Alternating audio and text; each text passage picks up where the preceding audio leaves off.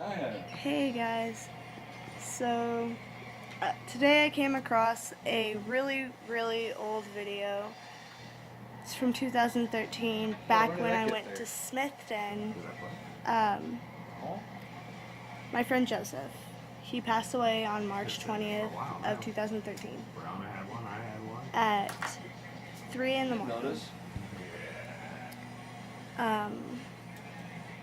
So I set my wedding date for 4/20/19, the date of his death and the day I lost my best friend. I had known him from 3rd grade all the way up to 7th grade, and I was devastated. I had no clue what to do. I went outside to sign a piece of paper for him, telling him that I'd love and miss him and all this other stuff. Brain cancer, breast cancer, lung cancer. The main reason he had pneumonia in both lungs. The main reason he passed away, though, is he had an allergic reaction to the medicine he was taking in the ICU. He was in the intensive care unit for 2 months before all this happened. He started getting better. He almost had a victory of getting better and actually having a chance again to be better and be moving around and actually being able to be happy again. But unfortunately, he lost his battle. Fuck the street, I want to go in dirt. We are... The day that I heard... Well, we seen my old teacher, Miss Hagen, crying. I automatically knew something was wrong.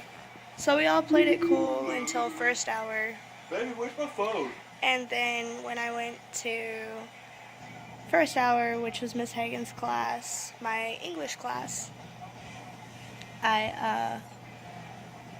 we sat there for a minute, and then Miss Hagen came in and she was still crying. She goes, "Everybody, I have some bad news." So we all pay attention and listen up. She's like, "Listen up, guys, I have bad news." Should be over there. And she told us all, and my back pocket. First thing, Joseph passed away.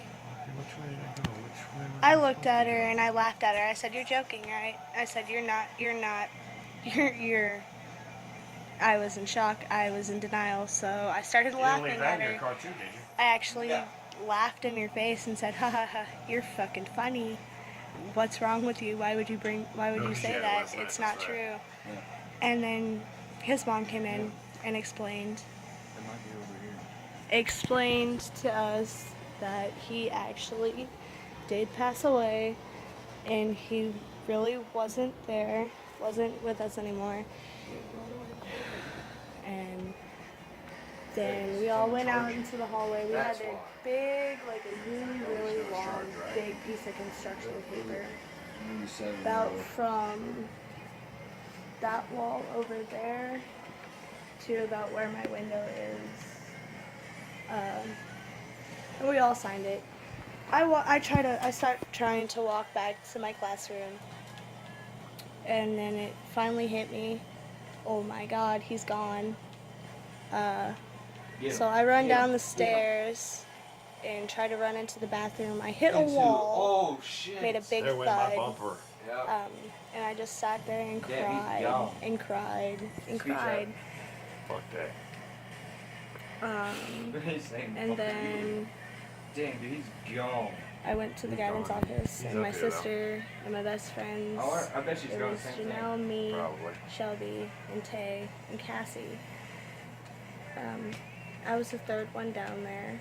I was the third Car's one hard to to control, get ain't taken it? down there Sometimes. because my guidance counselor, Depends on where well, the we're female guidance counselor found going. me in the bathroom on the floor crying and just sitting there bawling my eyes out. Caught back So up she with his picks me, ass. she helps lift me up and walks me down to Mr. Irwin's office, which was He the ended up having actual his guidance ass. counselor. Fuck him. And I see Cassie and Tay and Janelle and Shelby there. Well, Janelle and Shelby. Damn, I hit it. Well, actually, it was Jump zone. Cassie and Tay first, and then it was me, and then it was Janelle and Shelby. I was in Bronze. shock. I cried for 3 days. The first day I found out, I literally sat there. My teachers tried to get me to focus on my work, and I'm just like, no, get it away from me. Just stay away from me and leave me alone. And then the next day, we all came to school. Everyone, his favorite colors were green, red, and camo. We all came in camo, red, and green, bright neon green, camo, and red. Guy And all still hasn't had caught J- back up to me. Rest in peace, JT, I on know our my car's face, faster than his now. and like the little tattoos of Joseph. And it was R.I.P JT, because his full name was Joseph Dean Trumbo. We all had R.I.P JT, and we all remember him as the funniest, the happiest, the most energetic person in that entire school. He always had his hopes up. He always made everybody laugh. He'd greet everyone, even though some people didn't like him for whatever reason they had. He asked me, Janelle, and Cassie one day at lunch, "Can I sit with y'all?" And we all go, "Yes." He gave us the biggest smile, just huge smile, and says, "Y'all are awesome." And we had a great day that day. He did nothing but make us laugh the entire time. He actually made me laugh so hard I sprayed milk out of my nose. But the moral of this video is to say that he was literally my best friend, and I do miss him every day.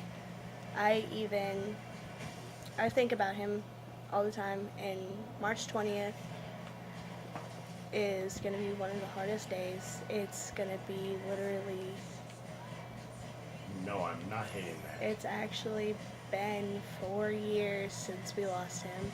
It's like I'm not hitting that. We either. decorated his locker. Jump zone. We made a big poster. We had a plaque and everything all up in the library at Smith then.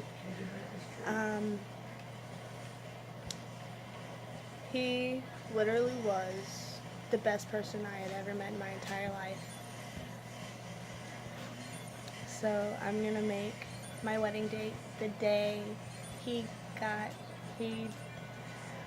passed away on us, because I know he would have loved to have been there, and he was a very sportive person, and I miss him every day. So 420 is literally the hardest but yet a most amazing day of the year for me. I look forward, but I also look down upon that day, because it's the day I lost my best friend. But I now realize that he is still here. He may not be here with us in body, but he is here with us in heart and mind. And I know that he wanted us to stay strong that day, but I couldn't. I actually couldn't stay strong. I tried, and I tried, but I know that he is always here with us. So When it's at high speed. all I know is that he was my best friend, and I love and miss him every day. Joseph, I love you, and thanks for being the most amazing person anybody could ever meet. I love you. Alright, bye guys.